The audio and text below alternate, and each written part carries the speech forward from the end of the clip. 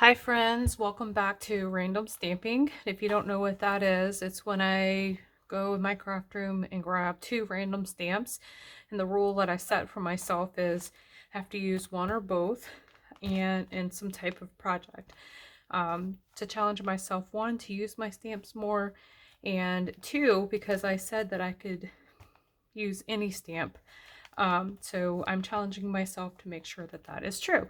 So here's what I pulled. I pulled this woodland theme with a bunch of little elements. And I pulled this city and this bubble. So I don't think I'm going to use the city. I am going to use this bubble though. So I have to use one or both. I think I'm going to use that because I think that'll be cute. I can stamp it on the page and leave it blank and ready for when I'm going to use it on a layout. And then later on I can stamp some sentiments or something that goes with my photo.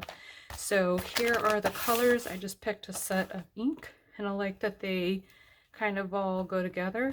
So I'm going to use this Party Collection Carnival Ranger ink.